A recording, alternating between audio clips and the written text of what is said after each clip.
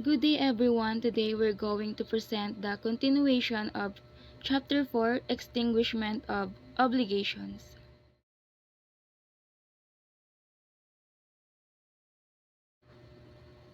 Loss of the thing due. Article 1262. An obligation to deliver a specific thing is extinguished if it is lost or destroyed. This applies only if the loss happens without the debtor's fault and before they are in delay. So what exactly does loss mean in this context? It means a thing is legally considered lost when it 1. Perishes, meaning it's physically destroyed. 2. Goes out of commerce, meaning it's no longer legally tradable. 3. Disappears in a way that its existence is unknown or it cannot be recovered. When loss of thing will extinguish an obligation to give. An obligation to give a specific thing is extinguished by its loss when the following conditions are met. The obligation is for a determinate specific thing, not a generic one. The loss or destruction occurs without the fault of the debtor. The debtor is not guilty of delay in delivering the thing. When loss of the thing will not extinguish the liability, under certain circumstances, the loss of a specific thing will not extinguish the debtor's liability, even if the loss occurred without their fault or delay. This happens when the law so provides, as seen in the articles like 1170, 1165, and 1263. The contracting parties stipulated that the debtor would be liable for the loss. The nature of the obligation inherently requires the debtor to assume the risk of loss. The obligation to deliver the specific thing arose from a crime such as theft. Article 1263. The effect of loss of a generic thing. When an obligation involves a generic thing, something identified only by its class or kind, like 100 cabans of rice, its loss or destruction does not extinguish the obligation. This is based on the legal principle that a generic thing never perishes, or genus non quam perit. Since there are many items of the same kind, the debtor must still fulfill the obligation by delivering another item of the same kind. However, the quality must be fair. The creditor cannot demand a superior product, and the debtor cannot deliver an inferior one. Example: if S promised to deliver 100 cabans of rice to B, and the rice is intended to deliver lost in a flood, S is still liable. He can obtain 100 cabans of another source because the obligation is to deliver a generic thing. If the obligation was to deliver 100 cabans of rice from a specific harvest by S, and that entire harvest is lost, the obligation is extinguished. The reason is that the obligation became specific determinate because it was limited to a particular lot. Article 1264. Effect of partial loss of a specific thing. A partial loss occurs when a part of a specific thing is lost, destroyed, or when it deteriorates. Under Article 1264, it's up to the courts to decide if this partial loss is significant enough to extinguish the entire obligation. The court determines whether the damage is so severe that it's equivalent to a total loss. Significant partial loss. If a seller is to deliver a specific racehorse to a buyer, and the horse suffers a permanent broken leg, the court would likely rule the loss as significant. A racehorse with a broken leg can no longer perform its function, rendering the partial loss equivalent to a total loss of the value and purpose of the horse. The obligation would therefore be extinguished. Insignificant partial loss.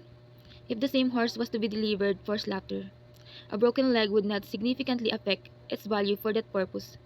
In this case, the court would not extinguish the obligation, as the partial loss is not considered important to the overall purpose of the contract. The seller could still deliver the horse, though they may be liable for any damages the buyer suffered. Article 1265. Presumption of fault in case of loss of thing in possession of debtor. Under this article, if a specific item is lost while it is in the debtor's possession, it is presumed that the loss was due to their fault. This is a disputable presumption, meaning the debtor can try to prove the opposite. This rule is logical because the debtor, having control of the item, is in the best position to explain how it was lost, and the creditor doesn't have the burden of proving fault. However, this presumption does not apply in cases of natural calamities like earthquakes, floods, or storms. In these situations, it's considered unjust to assume the debtor was negligent. For example, if D borrowed C's car and it was stolen, D is presumed at fault and must prove he was not.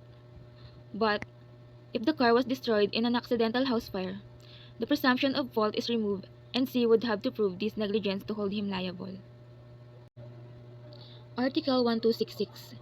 Effect of impossibility of performance. A debtor in an obligation to do is released from their duty if the performance become legally or physically impossible without their fault. This impossibility must arise after the obligation was formed. If the obligation was already impossible from the beginning, it's considered void from the start. There are two kinds of impossibility. The first one is physical impossibility. This applies to obligations that require a specific person's skills or physical ability. An example is when a painter is obligated to paint a portrait but then suffers an accident that results in the amputation of his arm, making the performance physically impossible. Second, legal impossibility. This occurs when a law or government act makes the performance of the obligation impossible, even if it is physically possible. For instance, a person who agreed to build a building might be released from the obligation if the government later passes a law that prohibits construction in that specific area. Article 1267. Effect of difficulty of performance. When an obligation's performance becomes exceptionally difficult and was not contemplated by the parties, the obligor can be released from it, either completely or partially. While the general rule is that only impossibility release a debtor, this article provides an exception for situations with an element of an unforeseen or fortuitous event. This principle applies to both obligations to do, like providing a service, and obligations to give or deliver, like giving an item. For example, if a builder agreed to construct a road, but a typhoon caused a massive avalanche, making further construction a risk to human life, a court may release the builder from the contract because the situation is far beyond what they could have foreseen. Article 1268. Effect of fortuitous event where obligation proceeds from a criminal offense. If an obligation to deliver a specific and determinate things stems from a criminal offense, the debtor is not released from liability even if a fortuitous event causes its loss. The obligation to pay the price of the things remain. This is a special exception to the general rule that fortuitous events extinguish obligations. The debtor's liability only ends if they offer the stolen item to the rightful owner and the owner unjustifiably refused to accept it. For example, if D steals C's jeep, D has a legal obligation to return it. Even if the jeep is later destroyed by a natural disaster, D is still liable for its value because the debt originates from a criminal act. The only way this liability would be extinguished is if he offered to return the jeep and C refused to take it without a valid reason. Article 1269. Right of creditor to proceed against third persons. When an obligation is extinguished because a specific thing is lost, the creditor has the right to take legal action against any third party responsible for the loss. This legal right is automatically transferred from the debtor to the creditor.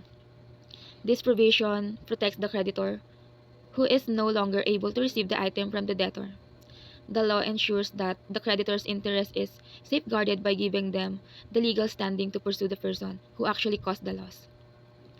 This rule is often used in insurance claims, where the creditor, the policyholder, can pursue the insurer for the value of the lost item.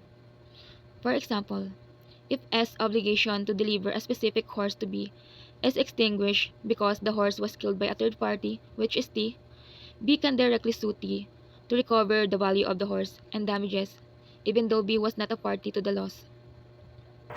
The Section 3, which is the condonation or remission of debt. Article 1270. Condonation or remission is essentially gratitude and requires acceptance by the obligor. It may be expressly or impliedly. On the other kind, shall be the subject rules which govern an officious donation. The condonation or remission of debt is a gratuitous abandonment by the creditor of his rights against the debtor. These are the requisites of the condonation or remission. Number 1, it must be gratuitous. Dapat ang donasyon ay libre at walang kapalit. Number 2, it must be accepted by the obligor. Dapat tanggapin ito ng taong binibigyan. Number 3, the parties must have capacity. Dapat pareho silang may legal na kakayahan. Halimbawa na lamang nasa tamang edad at nasa matinong pag-iisip. Number 4, it must not be inefficacious. Dapat ang donasyon ay hindi sobra at hindi nakakaapekto sa karapatan ng mga tagapagmana. Number 5, if made expressly, it must comply with the form of donation. Kung ang donasyon ay isinulat formal, dapat itong sumunod sa tamang form ng batas. Halimbawa, letter or merong notary. Article 1271, the delivery of a private document evidencing a credit made voluntarily by the creditor to the debtor. Presumption in case of voluntary delivery of document of indebtedness by creditor. Number 1 is presumption of implied remissions. This article gives an example of implied or tacit remission. If the debt is not yet paid, the creditor would need the document to enforce payment. In case he voluntarily delivers it to the debtor, the only logical inference is that he is renouncing his right. Number 2, contrary evidence. Evidence is admissible to show as when a receipt signed by the creditor was delivered only for examination by the debtor client. Number 3, extent of remissions. If the obligation is joined, the presumption or permission pertains only to the share of the debtor who is in the possession of the document if solidary to the total obligation. 4 is presumption. Applicable only to a private document. Article 1271 speaks of a private document. The legal presumption of remission does not apply in the case of the public document because it is easy to obtain a copy of the same being a public record. Article 1272. Whenever the private document in which the debt appears found in the possession of the debtor, it shall be presumed that the creditor delivered it voluntarily, unless the contrary is proved. The presumption in case document is found in the possession of debtor, the document providing the debt belongs to the creditor. If this document is found in the debtor possessions, the law makes a presumption that the debt has been paid. The creditor has to prove that this is not been paid. But when the debt document is found in the debtor, it's assumed that the creditor gave it to them voluntarily. This act of voluntarily giving the document to the debtor creates a new presumption that the debt has been forgiven. This is called the presumption of remission. On Article 1273, the renunciation of the principal debt should extinguish the accessory obligation, but the waiver of the latter shall leave the former in force. The effect of renunciation of the principal debt of the accessory obligation. The above provision follows the rule that the accessory follows the principal. While the accessory obligation cannot exist without the principal obligation, the latter may exist without the former. Article 1274, it is presumed to the accessory obligation a pledge has been remitted when the thing pledged after its delivery to the creditor is found in the possession of the debtor, or of the third person who owns the thing. The presumption in case thing pledge found in the possession of a debtor. It is necessary that the thing pledged be placed in the possession of the creditor of a third person by common agreement. A third person who is not a party to the principal obligation may secure the latter by pledging his own property. If the thing pledged is later found in the hands of the debtor or the third person, only the accessory obligation of pledge is presumed remitted, not the obligation itself. The debtor shall continue to be indebted, but he does not have to return the thing. Section 4, Confusion or Merger of Right. Article 1275, the obligation extinguishes from the time the character of creditor and debtor are merged into the same person. The meaning of confusion or merger is when the rules of creditor and debtor for a single obligation merge into one person. This unification extinguishes the obligation. Confusion or merger is a legal principle where an obligation is extinguished because the role of creditor and the debtor become one and the same person. This unification of roles make it impossible for the obligation to continue to exist, as a person cannot logically be indebted to themselves. The term confusion comes from the Latin word confusio, which means the mingling or mixing together. Similarly, the term merger refers to blending of two distinct identities into a single one. Both terms describe the legal effect, the combination of the creditor and debtor roles into a single individual, which automatically extinguishes the obligation. Reason or basis for confusion. The legal basis for confusion as a way to distinguish an obligation is rooted in logic and practicality. First, the obligation become nonsensical and unenforceable when the same person hold both the right to claim and duty to pay. Since you can't logically demand payment from yourself, the law recognizes this unification of roles as a natural end to the obligation. Think of it like a loan agreement where the lender suddenly become a borrower. The purpose of the agreement is no longer valid. Second, the law considers the purpose of the obligation fulfilled once the creditor and debtor roles emerge. The original goal of the agreement, transferring a right or good from one party to another, is effectively realized in this unification. As such, maintaining the obligation would be superfluous and serve no legal, practical purpose. Requisite of confusion. For confusion to legally extinguish an obligation, the two key conditions must be met. Number one is it must take place between the principal, debtor, and creditor. The merger must involve the primary parties to the obligation, not secondary parties like guarantors or sureties, for example. If a guarantor acquires the creditor's right, the obligation of the principal debtor remain intact. Number two, it must be complete. The merger of right must be absolute and cover the entire obligation. If the confusion is only partial, the obligation is extinguished only for a portion corresponding to the co-debtor. The remaining obligation for other co-debtor continue to exist. Example, number 1, D owes C at 10,000 for which D executed a negotiable promissory note in favor of C. C endorsed the note to E, who in turn endorsed it to F. Now F bought goods from the store of D. Instead of paying cash, F in turn the promissory note to D. Here, D owes himself, consequently his obligation is extinguished by merger.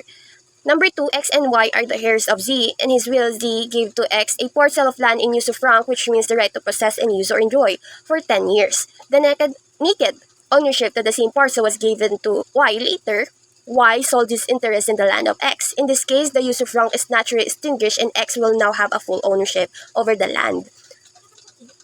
Article 127. According to Article 1276, a merger of roles of principal, debtor, and creditor in a single person extinguish the entire obligation, including any accessory obligation like guarantee. This is based on the legal principle that accessory follows the principle, which is accessorum secutor principle, is the primary obligation disappear.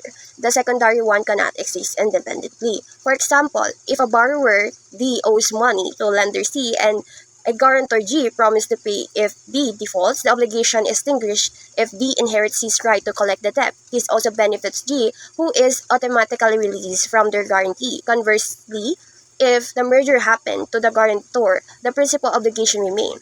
The guarantor can become the new creditor without dissolving the main debt, as the guarantor role is separate from the principal obligation. Effect of merger in person of principal, debtor, or creditor. When the roles of the principal, debtor, and creditor merge into one person, the entire obligation is extinguished. This includes the main debt and any accessory obligation such as guarantee. This is because the accessory's obligation is dependent on the existence of principal obligation. If the main link of chain is broken, the accessory link can no longer serve its purpose. The legal principle ensures that no one is held liable for debt that no longer exists. For example, if a person takes out a loan with a friend as a guarantor and later inherits the lender's estate, which includes the right to collect the loan, debt is extinguished by confusion. As a result, the friend is also released from their obligation as guarantor. Effect of merger in person of a guarantor. The merger of the role of debtor and creditor in the person of the guarantor does not extinguish the principal obligation.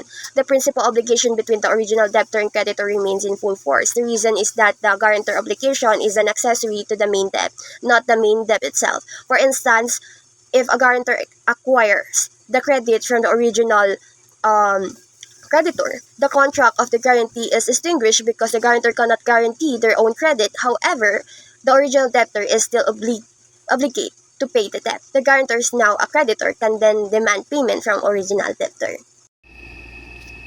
Article 1277, confusion does not extinguish a joint obligation except as regard the share corresponding to the creditor or debtor in whom the two characters concur. Article 1277 addresses the effect of confusion on joint obligation. It states that when the character of creditor and debtor merge in the same person, the obligation is extinguished only for the share of the specific person, not for the entire obligation. confusion in joint obligation.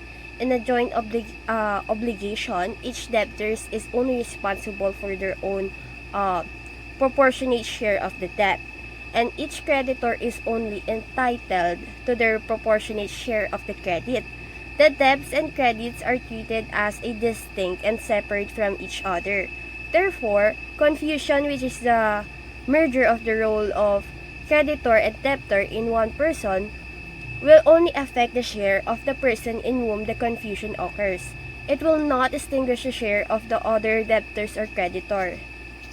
For example, A, B, and C are jointly liable to D in the amount of 9,000 pesos, evidenced by a negotiable promissory note. D endorsed a note to E, and who in turn endorsed it to A. In this case, A share in the obligation is extinguished because of confusion in his person. However, the indebtedness of B and C in the amount of 3,000 pesos each remain because as to them there is no confusion. Consequently, B and C would be liable to A, the new creditor, the 3,000 pesos each. Confusion in solidarity obligation. In a solidarity obligation, the entire obligation is extinguished when confusion occurs in one of the solidarity debtor. This is because in solidarity, each debtor is responsible for the entire obligation, not just a portion of it. The confusion in one person effectively pays the whole debt. When one of the solidarity debtors become the creditor, the entire obligation is considered extinguished. The confusion benefits all the debtors because the debt itself has been fully paid. However, the debtors who become the creditor has the right to demand reimbursement from his co-debtors for their proportionate share. This right to reimbursement is a new obligation that arises from the confusion separate from the original one. Example,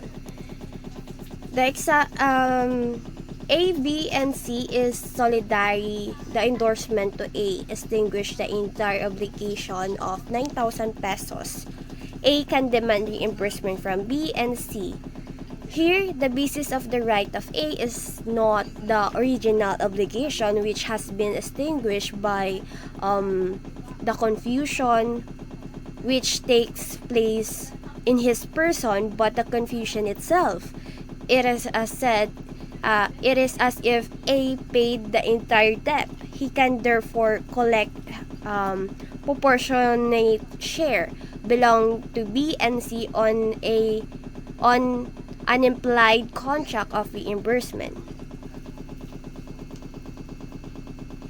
The compensation law means when two owe each other money instead of paying each other separately, their debits cancel out to the extent that they are equal.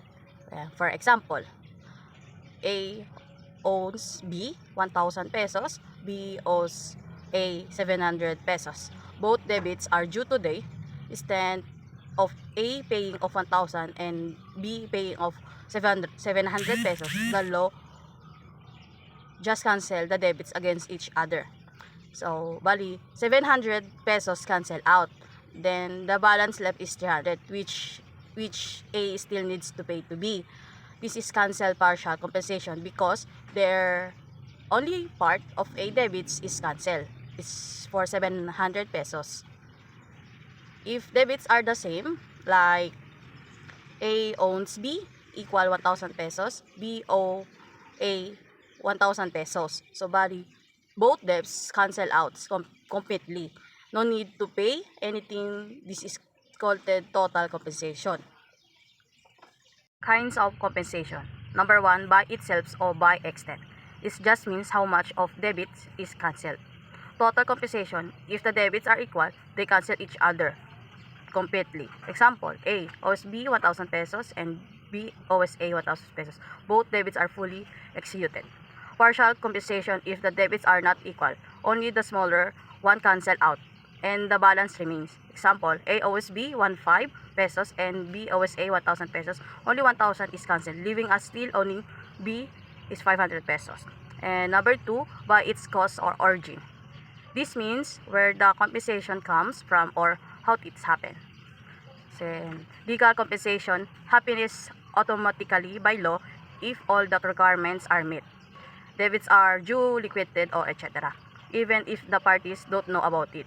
Then next is voluntary or conventional compensation. Happiness because the parties agree even if the legal requirements are not complete. Next is judicial compensation. Happens because the court orders it in its cause or case.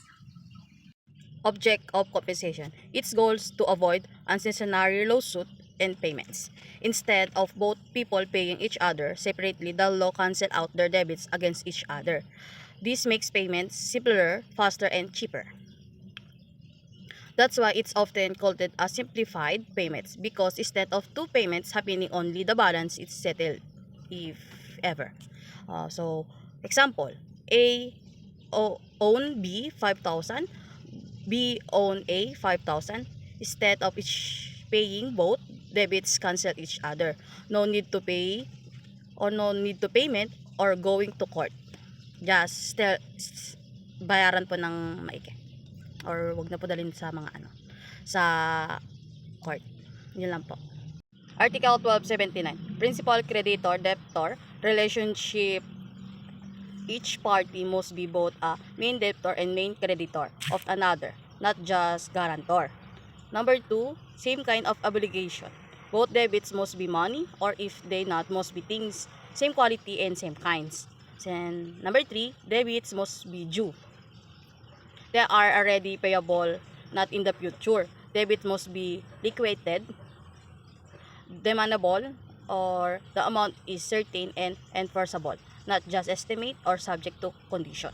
So number 5 is no third party claim. There must be no valid claim or legal hold by another person over either debits. Request site of legal compensation. Both must be principal debtors and creditors of each other. So example, kagaya ng in-example ko po nung last discussion is if A own B 1,000 and B own A 1,000, compensation take place because they are directly liable to each other. Number 2, if one is only a guarantor, compensation does not apply. Example, A own B 1,000 with C as guarantor and B own C 1,000 pesos. There is no compensation because C is only subsidiary liable, not a principal debtor. Number 3 is if one acts in a representative capacity, compensation does not apply. Example, A own B 1,000 and B own C 1,000 as A guardian or administrator. No compensation occurs because B debits belong to the wards or estate, not B personally. Then result of total is legal compensation only applies when both parties are principal, creditor, and debtors of each other in their own rights, not just guarantor or representative. Article 1280. Even if the rule of previous article will not normally allow it, the guarantor may still claim compensation for what the creditor owns to the principal debtor. So in short, guarantor can still use compensation if the creditor also owns the main debtor. So Article 1281. Compensation can be total or partial. Total compensation when both debits are exactly the same amount. They cancel each other completely. So, partial compensation when the debits are not equal, the smaller debits cancel out, and the balance of the larger debits remains. Article 1283, judicial compensation. If two people are in court over an obligation and one is claimed for damage against for the another, he may set it off by proving his right to damage and the amount. In short, the court can declare compensation by judgment. Then, Article 1284, variable or receivable debits. If one or both debits are receivable, can be cancelled, or viable can be annulled. Then, compensation may also be affected, meaning they can be compensated, rescinded, or avoided overrupted depending on the case. So, next na Article 1285, Assignment of Rights. If a creditor assign, transfer his credit to another person, and the debtor consent, the debtor cannot later use compensation against the new creditor, assignee, unless the time of consent he reserved his right to do so. So, all result total article is, first is Article 1283, court can declare compensation when one party proves damage in case. Article 1284, debits that are variable or rescisable may still be compensated, rescinded, or avoided. Article 1285, if the debtor consent to the assignment of right, he cannot claim compensation against the new creditor unless he reserved that right at the time of consent. 1291, Section 6, Novation. What is novation? Novation is the total or partial extinction of an obligation through the creation of a new one which substitutes it. It is the substitution or change of an obligation by another which distinguishes or modifies the first, either by changing its object or principal conditions, or by substituting another in place of the debtor, or by subrogating a third person in the rights of the creditor. Article 1291 obligation may be modified by changing their object or principal condition. This type this type of novation is called objective novation. It happens when the fundamental terms of the agreement are changed. Number 2, substituting the person of the debtor. This is a type of personal novation. It occurs when a new person takes on the responsibility of the debt or obligation and the original debtor is released. For this to be true novation, the creditor must agree to the new debtor taking the place of the old one. The original obligation is extinguished and the new debtor is bound by to the new contract. Number 3, subrogating a third person in the rights of the creditor. This is another form of personal novation, but from the perspective of the creditor, subrogation means new person steps into the shoes of the original creditor. This new person now has the right to demand payment or performance from the debtor. The original creditor is replaced and their rights are transferred to the third person. This creates a new legal relationship between the debtor and the new creditor, effectively extinguishing the old one. Dual function of novation. Novation is a contract containing two stipulations, one to extinguish or modify an existing obligation, the other is to substitute a new one in its place. These two purposes are to extinguish or modify an existing obligation. This means the old contract is terminated or changed in a significant way. Second is to substitute the new one in its place. This means a new valid obligation is created to replace the old one. In simple terms, novation isn't just about ending a contract. It is about ending it by creating a new one. On Article 1292, in order that an obligation may be extinguished by another which substitutes the same, in novation, there are 4 essential requisites. Number 1, a previous valid obligation. There must be an existing legal contract or debt that is being replaced. You can't novate something that doesn't legally exist in the first place.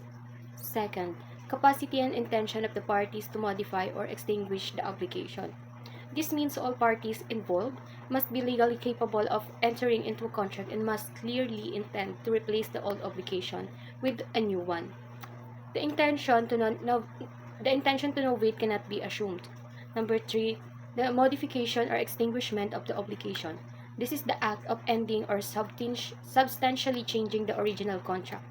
This can happen by changing the object, the main condition, or the people involved. The last is the creation of a new valid obligation. A new legally binding agreement must be established to take the place of the old one. This new contract must also meet all the requirements for the valid contract itself. Novation is not presumed. This means it cannot be assumed to have occurred just because there's a new agreement. The intent to novate must be clear and explicit from the parties' actions or a formal agreement. If it's not, the old and new obligation may simply be considered two separate existing contracts. Test of incompatibility between two obligation contracts. The test when they can stand together, each one having independent existence. On Article 1293, novation which consists in substituting a new debtor in the place of the original one. So here are the kinds of personal novation. First is substitution. A new person takes the place of the debtor. The original debtor is released from the obligation and the new debtor assumes it. Next is subrogation. A third person is subrogated, steps into new shoes of the creditor gaining their rights. This essentially changes the person to whom the debt is owed. Here are the kinds of substitution. First is expromission. This occurs when the new debtor takes on the obligation without the knowledge or consent of the original debtor. The new debtor voluntarily assumed the debt. The next is delegation. This is when the original debtor proposes a new person to pay the debt and the creditor agrees to the substitution. The original debtor is then released from the obligation. On Article 1294, if the substitution is without the knowledge or against the will of the debtor, the effect of new debtors' insolvency or non-fulfillment of the obligation in expromission. In expromission, a new debtor takes on the obligation without the knowledge or consent of the original debtor. If this new debtor becomes insolvent or fails to fulfill the obligation, the original debtor is not liable.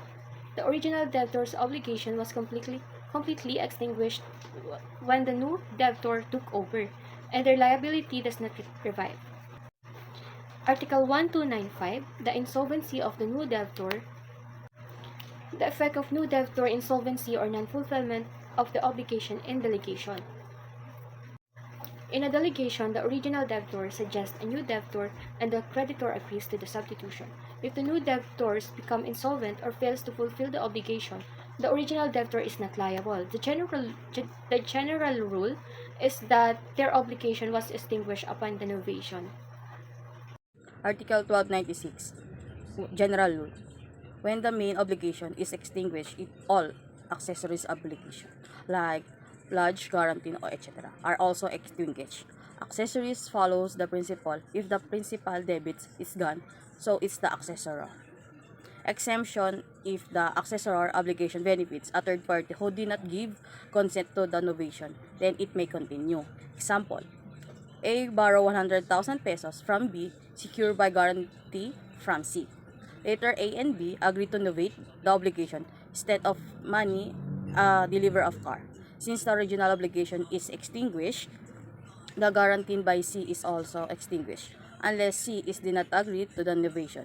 In the case, his guarantee may still be valid for his protection. Article 1296. If the new obligation, the one created by novation, is void from the beginning, the original obligation remains in force.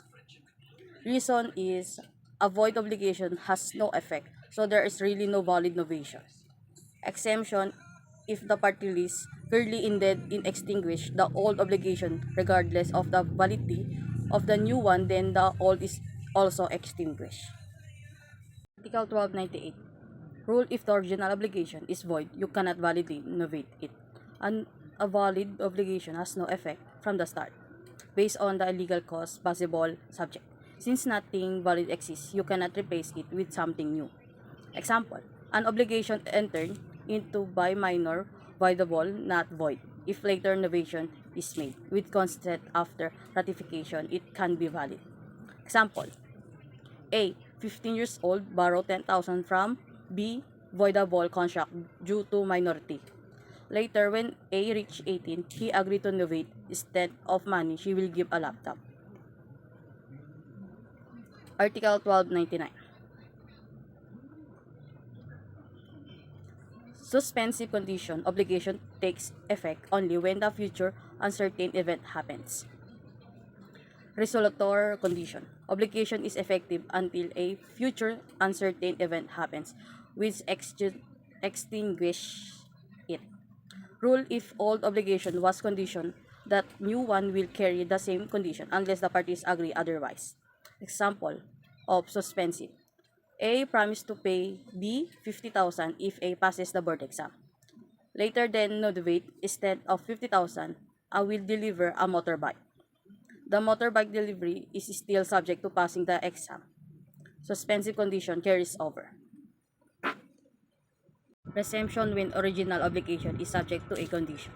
If the first original obligation is subject to suspensive or resolutory condition, then the second obligation innovation is presumed to carry the same condition unless the parties agree otherwise.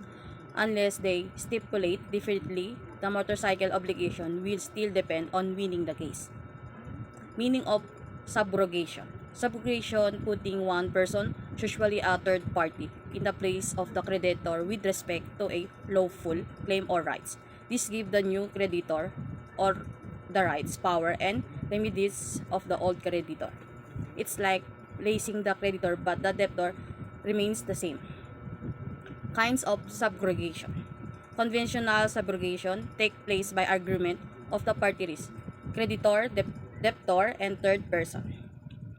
Second is legal subrogation. Take place by operation of law, even without the agreement of the debtor. Usually happens in specific cases provided by law. When the guarantor pays, the creditor he is automatically subrogated. What does extinguishment of obligation mean civil law? Answer. Extinguishment of obligation means termination or ending of legal duty to perform or deliver something. It occurs when debtor is released from responsibility either because the obligation has fulfilled payment or performance, or because the law or an agreement recognizes another reason to end it. What are the general modes of extinguishing obligation under the Civil Code? The Civil Code provides several modes of extinguishment of obligation, including first, payment or performance; second, loss of the thing due; third, condonation or remission of debt; fourth, confusion or merger of rights; five, compensation; six is novation. Other causes such as annulment, recession, fulfillment of a resolutory condition, or prescription may also extinguish obligations. What are the key challenges of using AI to create presentations? The key challenges of using AI to create presentations include a lack of human refinement, the risk of generating unoriginal content, and the inability to adapt real-time feedback. Using AI to create presentations has some challenges. It may lack human feelings and the right tone to connect with the audience, making the content sound generic. Sometimes the text might be too similar to its sources, raising issues about originality. Since AI can't adjust to real-time questions or reactions, a human presenter is still needed to keep the audience engaged. There's also the risk of incorrect or made-up information, so it's important to double-check everything for accuracy. 2. How can AI unique contribution overcome this challenge to make a presentation more effective? AI can make a presentation more effective by transforming complex legal concepts into a clear, structured explanation. It breaks down topic with example and logical formatting, making the content easy to understand. By translating jargons into simple language, AI helps ensure the presentation is both professional and accessible to the audience.